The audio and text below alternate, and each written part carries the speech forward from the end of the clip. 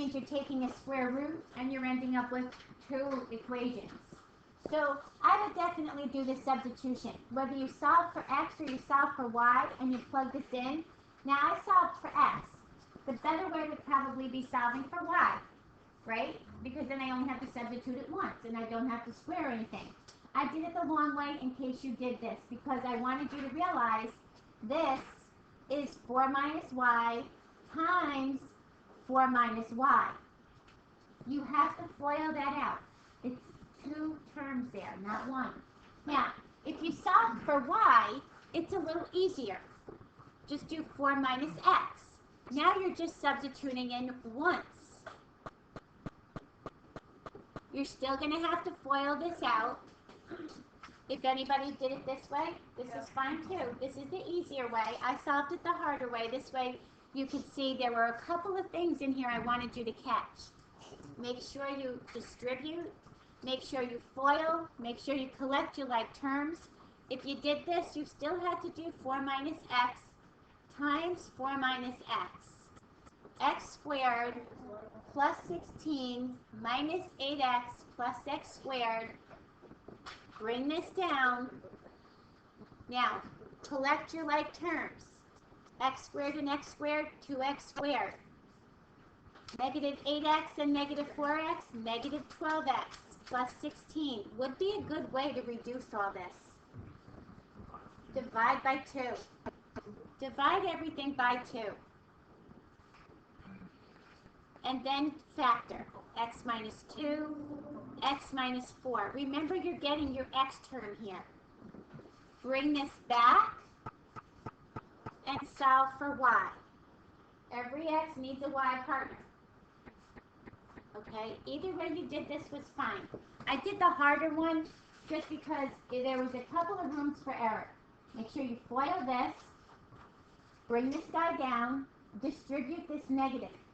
Watch that negative sign when you substitute in.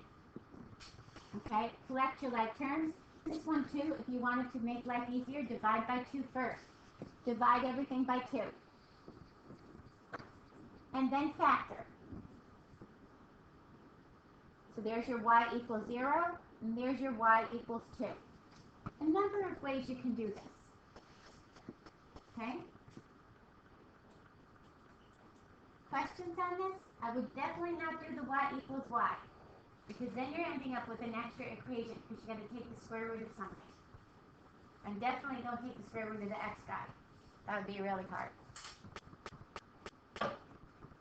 Good? And check it in the other equation and make sure it works. That's not a doable one on your calculator, by the way, because you have squares. You have to have only x and y. So you have to do that one by hand. Number 7.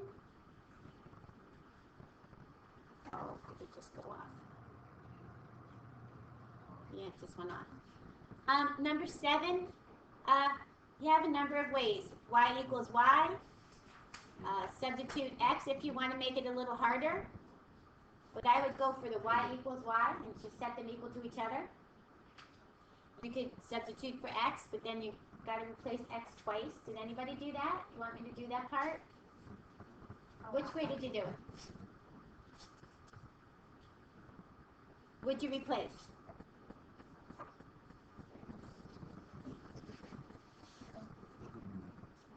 What'd we do? I got 4 1. You got 4 1.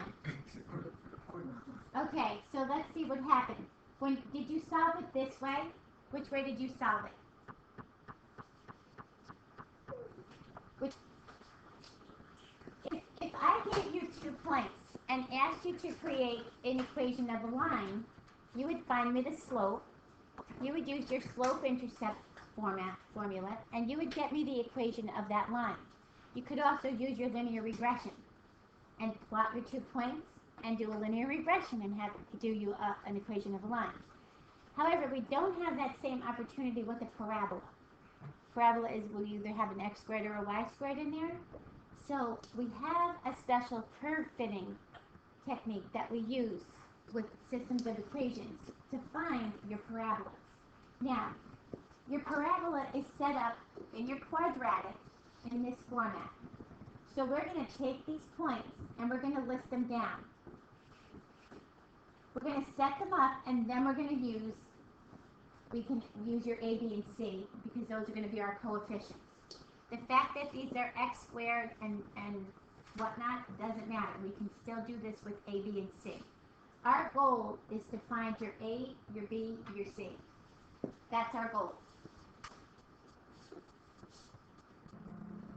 And that we can use your matrix for that. Now, when we get here, we're bringing down your points. I want you to write under each point x, y.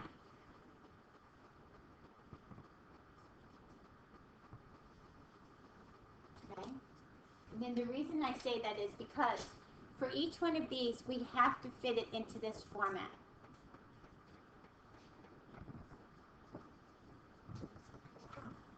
Okay, all right with you? Is it all right with you if I take the y equals off of that and I put it in back of it over here? Who said no? Jada? Oh, okay. Is it okay if I put the y equals in the back? What's that called when I do that? It's not commutative, but isn't this your reflexive? You can swap them around, right? Yeah. It's a reflexive statement. Okay, so now we're going to do that because I want that constant lined up so that I can do A, B, C constant. We're going to set it up for your matrix. Now, here's the x. Guys, I need your attention. Here's the x right here. Here's the y. This is where it comes from. So all we're going to go through is substitute in right now. So we're going to say A, here's my x, I got to square it, plus B, here's my x, plus C, I have no value for C, equals, what's my y value? 3. Now, all we're going to do is resolve this a little bit. So what's negative 1 squared? 1. So I've got 1a minus 1b plus c equals 3. So I have my statement lined up, A, B, C. Okay? Now I'm going to do it for the second one. A, my x is 1. B, my x is 1. C we don't have. And I do have a y. I'm going to line up my next statement. So I'm going to get 1 squared is 1, 1a, plus 1b, plus c equals 1. And do I need to put the 1? No, but I did it for your matrix. You can 10 or doesn't have to, that's okay. Now your last one. A, there's your x, 2 squared the first time. There's your b, there's your x, plus c equals what? 6. Let's resolve it. What's 2 squared? 4.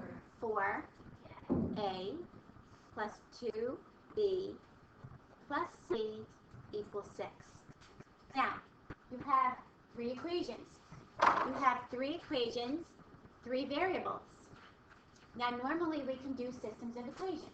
We can combine 2 others, eliminate, combine them again, and eliminate the second variable, and then back substitute, right?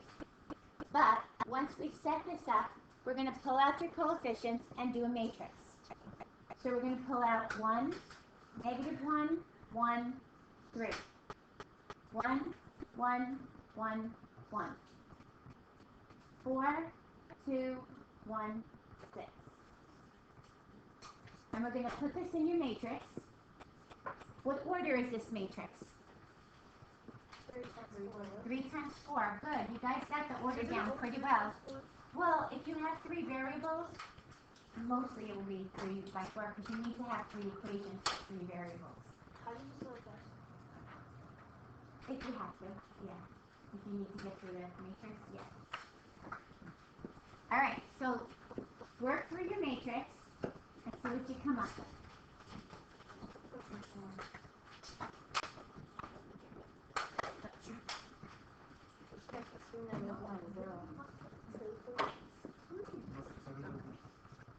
So, anybody come up with the answer? Aaron, what'd you get? A equals 2, B equals -1, and C equals 0. So you should come up with this. Everybody get this? A, B, C. There's your constant. So A equals 2, B equals -1, and C equals 0. Now we're going to take this guy and plug this into our standard format. So y equals A was 2, 2x squared, minus 1x, and we don't need the plus 0. There's the equation of your parabola. Now a nice way to check this is, go put this in your y equal, and then look in your table and make sure those points are there. Easy way to check. You just made a parabola, put it in your y equal, hit graph, and check your table to make sure those 3 points are there, that it's actually passing through those 3 points. Yes. How do you actually get the matrix in the X? And how do I get it in where? That's pretty first, like, Okay. Now we're going to do the same thing, but we're going to find an equation of your circle. Okay? Now, here's the equation of your circle. What variables do you see? X and y, and that's usually in our circle, x squared plus y squared. But the guys that we never see in our circle formula, usually x squared plus y squared equals like 25, r squared, whatever. We never see those in here, right? Where they come from is this. Sometimes remember how you had to complete the square to find the center of your circle? That's where this is coming from. So say it equals 10, whatever. These were where you completed your square to find the center. Because remember your center wasn't always 0, 0. It was x minus h squared plus y minus k squared. I don't care about completing the square, but that's where these pieces come from. That's the D, E, and F. So our matrix goal is D, E, F, constant. So I'm going to take that 0, and I'm just going to put the 0 on this side. Okay? Oops. I just said I didn't move it. I didn't. So we're going to say x squared plus y squared plus dx, dy, and f.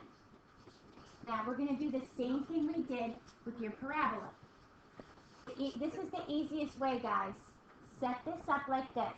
Give yourself a little space because we're going to resolve these pieces. And call them x, y. The reason I do that is because when you keep looking back and forth to your formula, it's so much easier if you see x equals y equals. If you want to, just make yourself a little box like this. Just go x equals 0, y equals 0. X equals 0, y equals 2. If this is more helpful, because we're going to plug them into that. So I need you to remember which is your x, which is your y. Now, we plug them in just as you do them. X is 0, so we got to get your x and y in there as well in here. So x is 0, so 0 squared. Your y is 0, 0 squared, plus d we don't know. What is x? 0.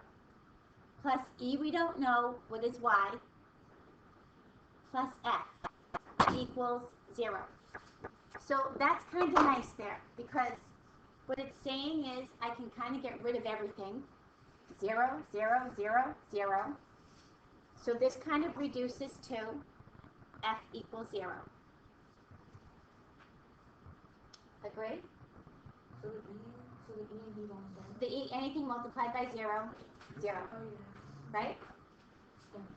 Yeah, we don't give you really hard circles to do, so they kind of do reduce themselves nicely. Okay, let's work on the next guy. There's our x. We've got a 0 squared. What's your y? 2 plus d times x. What's your x?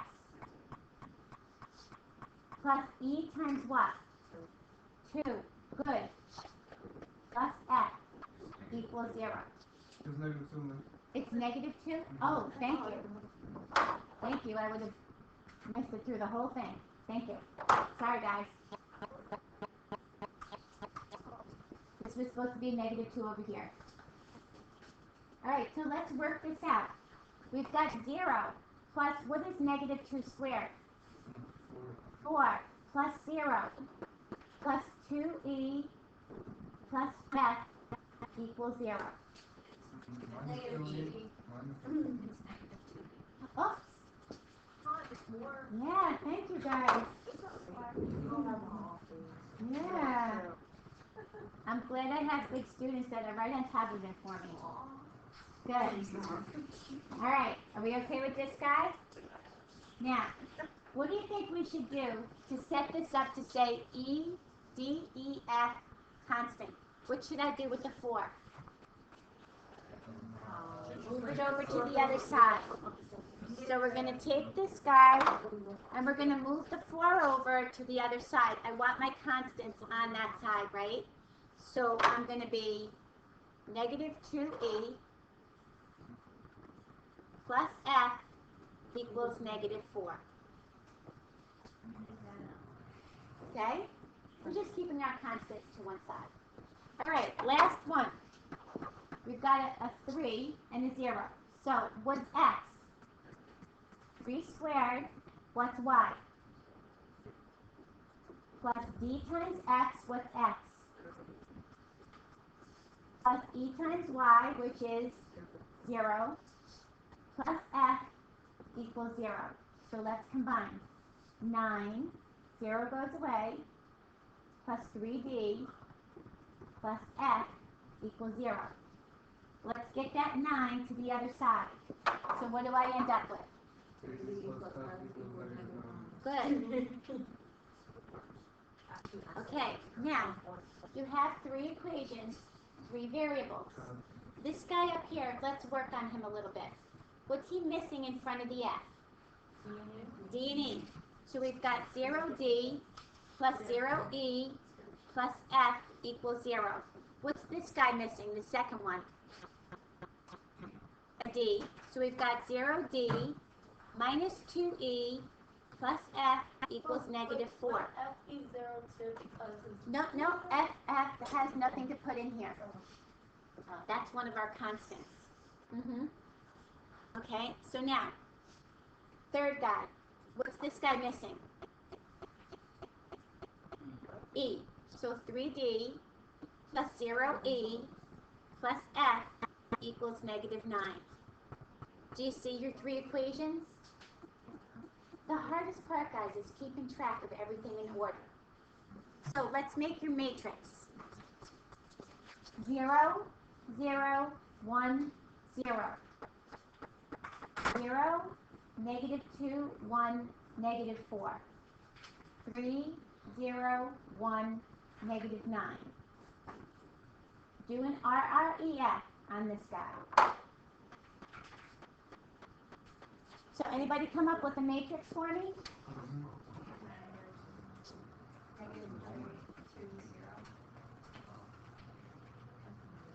Okay, so here's my answers.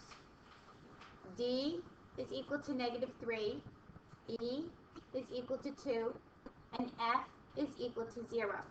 Now, to find your equation of your circle, you have to plug these back into that.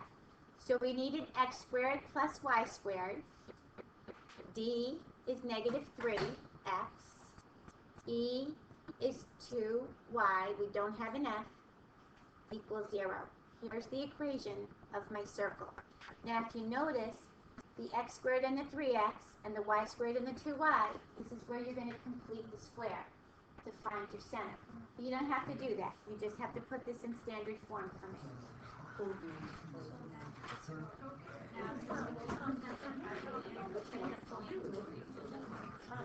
You can just substitute those points into this. Yeah. Okay. Alex had a good point here. Since that